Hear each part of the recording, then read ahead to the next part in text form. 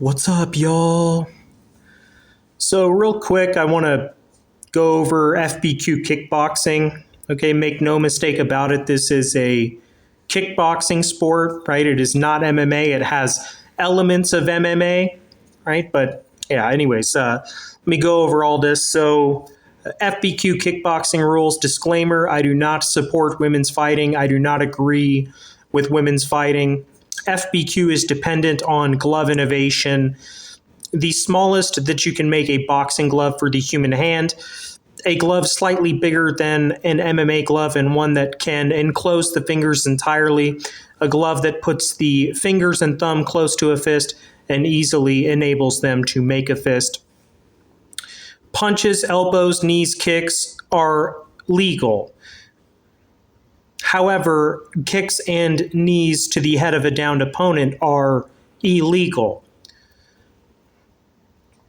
All submission locks are allowed, but they will immediately force the ref to stop the standing or grounded clinch where the submission lock has been applied, and then the referee will stand the fighters up and separate them and restart the match from striking range. The only submission lock that can happen and count as a valid submission win would be the body triangle from bottom or from top, being that it is a guard position, or what we would call a gray area stalemate. Okay, so here is scenario example 1. Fighter A takes down fighter B. Fighter B secures a half TP en route to a triangle choke.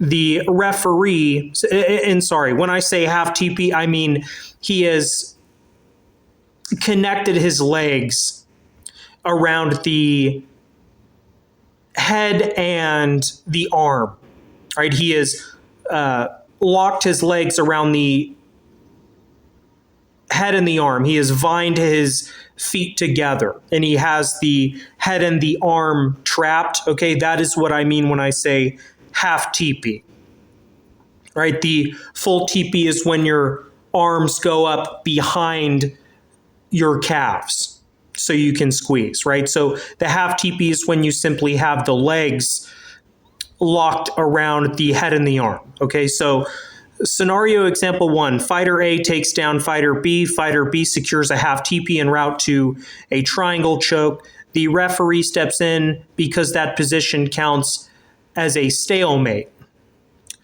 The fight is then stood up and separated and restarted as a striking match.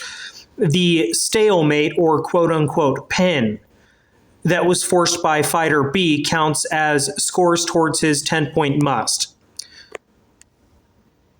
Scenario example 2, fighter A trips fighter B and gets his back and secures a body triangle submission lock from back mount position and forces fighter B to cry out to the ref, and the ref stops the fight. And fighter A wins that fight due to verbal submission, due to gray area stalemate, or quote-unquote body lock submission. Scenario example 3, fighter A grabs a standing guillotine while he and fighter B are against the cage. The referee jumps in to stop it, but fighter A twists hard on the neck before the referee can stop it. Referee breaks up the stalemate and separates the fighters. Fighter B touches his own neck and grimaces in pain, and the referee asks fighter B, "Do you want to continue?" Quote unquote.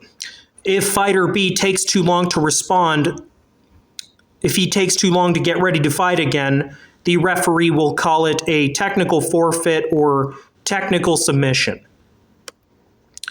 3 5-minute rounds for non-title fight, 5 5-minute rounds for title fight. Referee is allowed to separate the standing clinch due to stalling or grounded, due to stalled,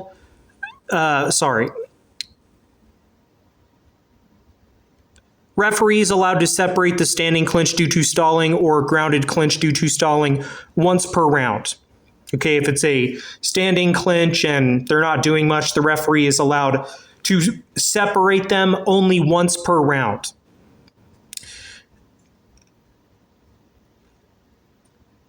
The option was one referee's allowance per round to separate a stalling clinch match or on the ground, or it was allowing headbutts. Allowing headbutts, though, would confine FBQ to Europe and Asia.